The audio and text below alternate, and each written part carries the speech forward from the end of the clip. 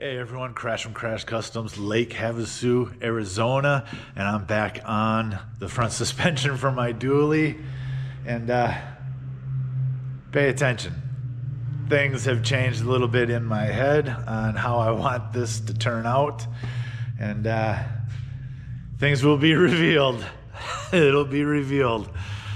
Trying to do too many things at once.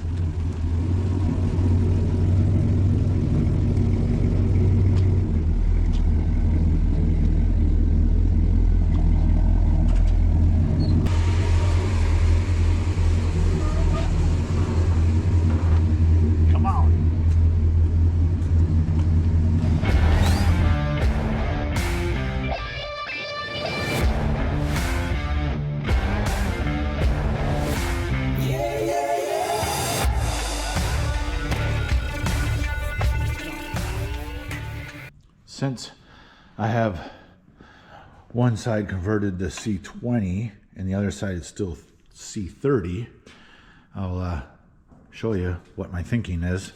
And I ain't the first one to do this, so mounting surface of the wheel. Actually, this side would be the wheel adapter, 8 lug to 10 lug.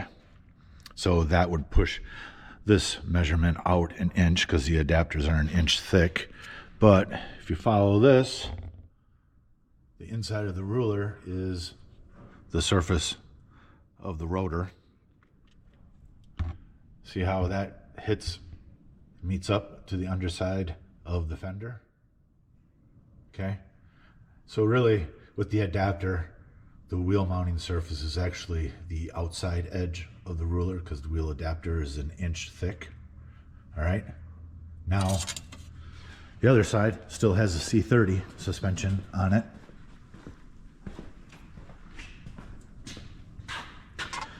Mounting surface way out here.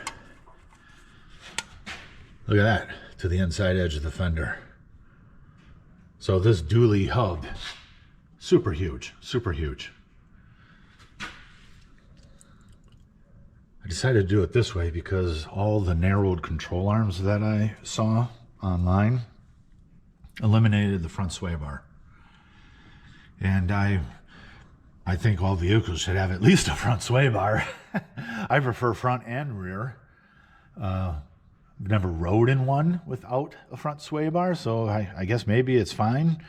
Maybe the guys aren't cruising them daily like I want to, and I still want to have this as a work truck. But that was my thinking. And the rotor is the same diameter, C20, C30, same pad surface is the same. The only thing different is the C30 caliper is larger, but it's still a single piston as the C20. They're both single piston. So am I going to lose a little stopping power? I mean, if you just look at the size difference of the calipers, I probably will. But these don't stop great to begin with. And I suppose if I really want to, I could look into maybe a Willwood setup. I do know for the rear ends, I've seen guys convert the drums to discs with later model Chevy stock disc brakes. So maybe I go that route. Maybe it won't make a difference, but we'll find out. The semi wheel should tuck in pretty nice and be away from this lip of the fender. Might have to cut this inner structure a little. That doesn't scare me. We know how to cut metal. Okay, I got the C20 conversion done on the driver's side, and it definitely brought the wheels in a little too far in for me and what I want to do with the truck. I think I was trying to do like a multi-purpose for the truck, and that I believe is going to cut down my usability of it as a shop truck. And I really want to keep it as a shop truck. I don't want to eventually cut the bed floor and put a big C-notch in it and have it lay frame or have it lay rocker. I think that look is awesome. I love that look. But I'm not ready for that look on this truck because I still use it as a work truck. I slide 4x8 sheets of sheet metal, aluminum, steel, plywood, MDF board in the back. And I'll show you. I'll knock the wheel up in there, turn the wheel, and the big thing is it hits this steering box. And if I were to commit to it laying frame or rocker, and I didn't want to have it as a work truck, I would continue on that path and probably limit my steering about half a turn, and I could keep that box or convert it to rack and pinion or whatever. I could go way more in depth and way more chassis work time on it. And I don't want to spend more chassis time on it. That's not what I want for this vehicle. If I spend more chassis time on something to get it hammered on the ground, I don't know, maybe that's my girl's car. We'll do videos on that too, because that I'm really digging currently. I mean, I always dug it, but it's going in a really cool direction. But anyways, let me show you what's going on with this. I'm not putting the adapters on and putting this fully on. The adapters, when they're on, the wheel will be basically flush with the factory. Not flush, but yeah, flush with the factory studs on the rotor. So that's basically where it's going to be. I know it's off center, blah, blah, blah. It doesn't matter for what I'm going to show you. You can see it is tucked in there. Pretty nice. And I like that. Plenty of room, right? To turn when it's low. So let me show you with it cranked to the right. Look at that. Okay. So the hub is fully cranked to the right, and there we are. That's the steering box, and the tire is up against it. It's probably half a turn. Do half a turn to the left.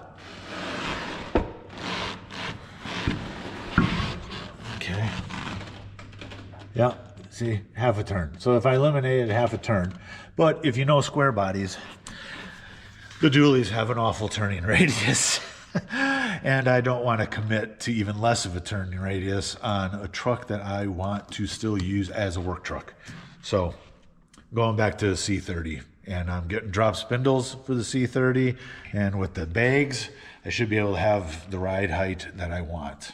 So here's the passenger side. And I haven't put the new control arms on or drop spindles.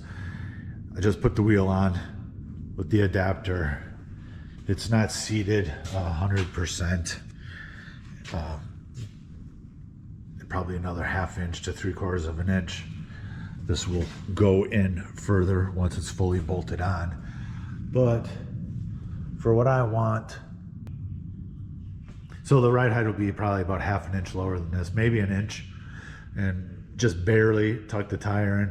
There'll be no problem turning the wheel and clearing the lip, and I'm fine with that, because look at that. I mean, come on, it's hard for me to focus on what I'm telling you because I like that wheel so much. We have dually escalation. Every project, escalation. So old rotors, they were a little grooved on the inside, and I have no idea how old they are. I've never changed them since I owned it. So new rotors installed. The rubber brake lines, I don't know how old those were either. They had some cracks in it. New rubber brake lines, which of course is how it always goes. I don't enjoy doing brake lines. When I took the original brake line off, it twisted the hard line, which is on the inside of the frame rail. Not easy to get to at all. Had to take, that's the power steering pump. Had to take the power steering pump off to get to the inside of the rail to bust this all loose and clean. And I don't know if you can see it, but hiding down there is the proportioning valve, inconveniently located. Totally inconveniently located.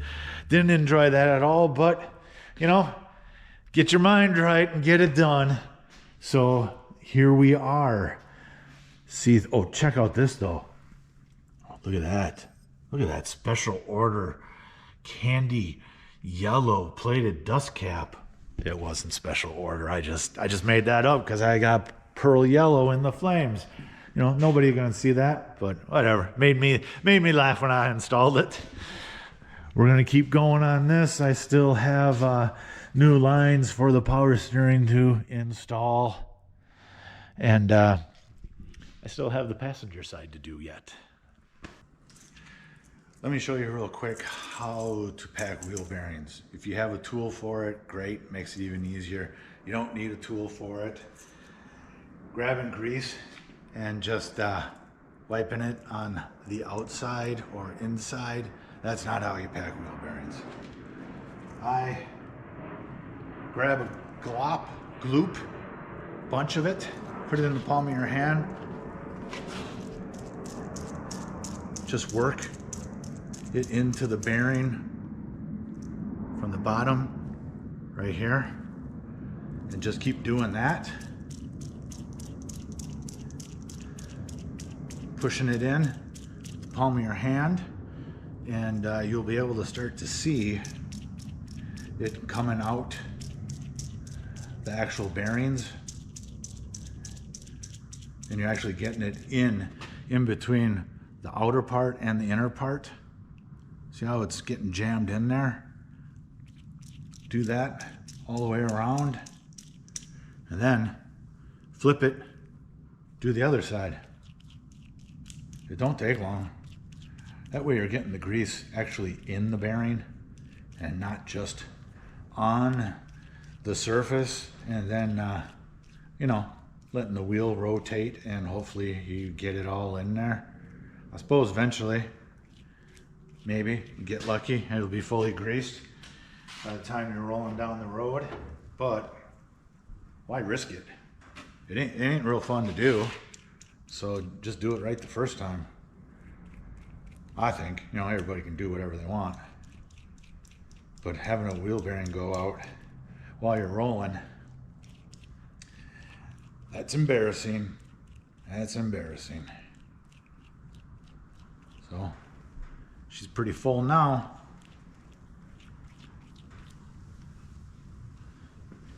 Drop her in, hammer in the seal. Same on the outside bearing. Easy. Wheels are on. It is off. The jack stand is back there. So I believe this is pretty much all the way up. Might go a little higher with more air pressure. I just have lines temporarily hooked up using the shop air compressor, but now I want to lower it and see what I'm gonna have to remove in clearance. Driver's side should be fairly easy. Passenger side though, I'm really confident the battery tray is going to be in the way, and maybe the heat and AC box. Got to go big. Got to pick the 24s instead of the 22s. Make life difficult for myself. But I'm going to drop it down, keep an eye on things, go from there.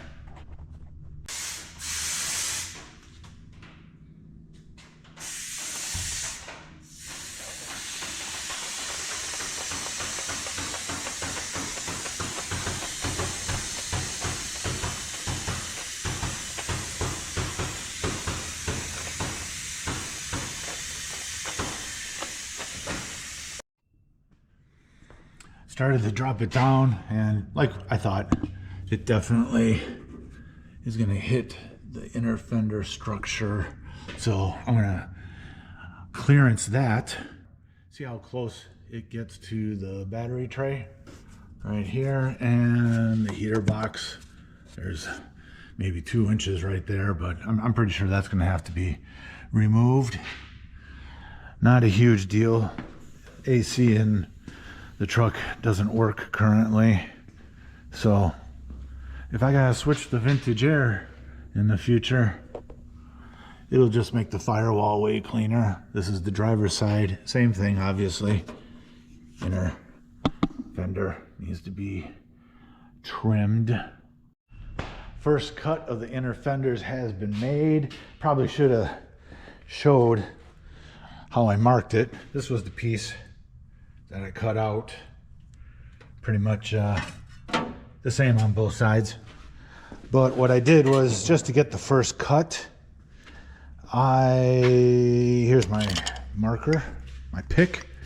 I lowered it down as much as I could to the stock inner fender, and all I did was lay this pipe like this, hold it, roll it across the fender, scribe the paint, and that was my first rough cut, which turns out is pretty much where it needs to be.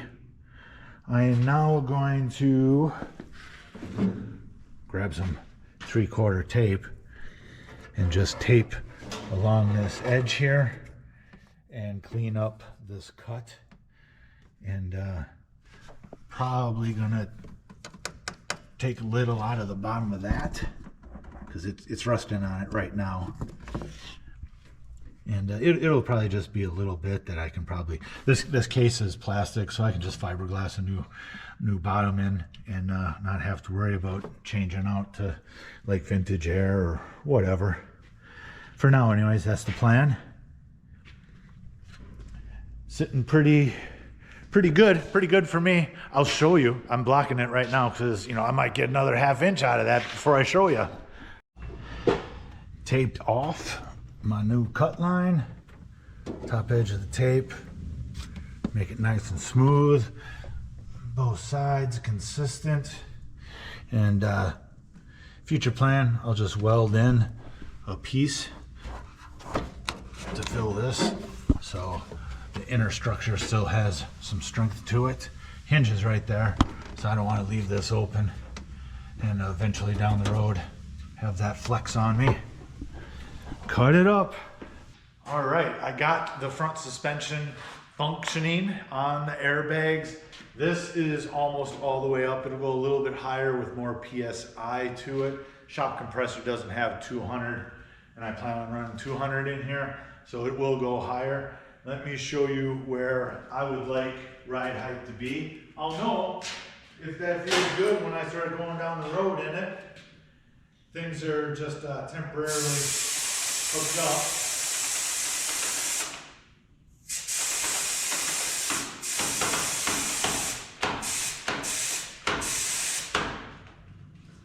So, if this was ride height going down the road with the tire just tucked a little bit, I would be pretty happy. There's plenty of clearance to ride that way, especially when you turn left or right. But let me show you it aired out, which my goal was never to hammer it on the ground, but you need clearance for everything.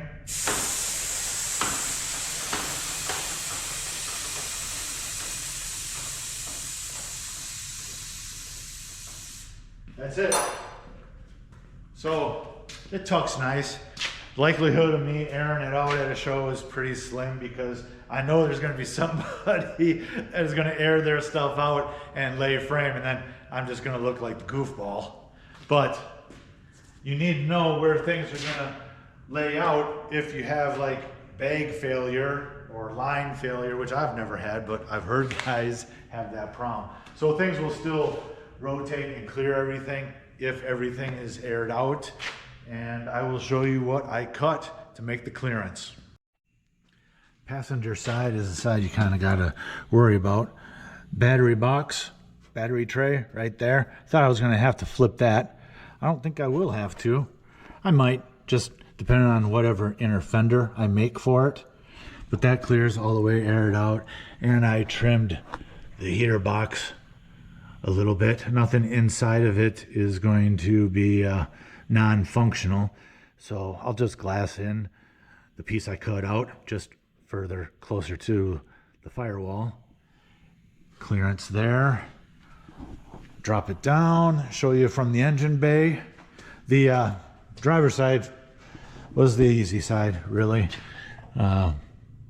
Cruise control, modular, vacuum ball, whatever you want to call it, that's still there. No problem there. Nothing up front I had to worry about. Should be the easy side for making new inner fenders. Got to make new inner fenders because I don't want that tread throwing stones up on my hood, the underside of my hood. Sometimes I just look at my stuff and go, oh. All right, let me drop it down. Driver's side, obviously all this wiring and chaos. Hood cable, that mess there. That'll all get moved up. I'll probably make it so it's hidden. And I'm going to make inner fenders that'll look cool, function, keep the stone chips from hitting the underside of the hood. This is the side that needed more work. You can see there the heater box that I trimmed. Plenty of room now. Inner fender, nice and consistent. And I showed you from the bottom side, but it does clear the battery tray if I want to leave it that way. So still a lot of stuff to do yet before I'm gonna drive it. Like I said, inner fenders, the wheels, I am polishing the wheels. Those have to be polished, center caps put on, and you know, if Captain Obvious is in the comments, you know, drop what it gotta drop. But I know I don't have all the lug nuts on. Still mocking things up. I got to mount the valves in here and finish the airline, run airline to the tank that's underneath in the back. So quite a bit left to do. A lot of times the details just take up as much time as like the cool basic stuff is putting bags in and drop spindles. But I like that. I like that wheel a lot. I like it a lot. 24, 2-year only, back in the 90s. Volvo truck made them. Square hole. It looks aggressive. So, all right, that's where I'm going to end this video. The suspension on the front, in my mind, is done. It functions, goes up and down, clearances are all good. And I'll work on the details of the engine bay so I can actually drive this thing again. I still have to do power steering lines, put the power steering back on from when I replaced the hard line for the brakes, which is down there in that mess. And I got a new Hydro Boost that I need to put on also. Boring mechanical stuff. I mean, I think is boring. Mechanical stuff, it's not my favorite. It's part of the process though. Please like, comment, and subscribe. Let me know what you guys think of the C30 project. Just kind of updating an old ride that I did back in '07. Thank you for watching. Please like, comment, and subscribe. We really do appreciate it. Crash seems pretty excited about his Julie upgrades, and I know for a fact there will be more Julie content.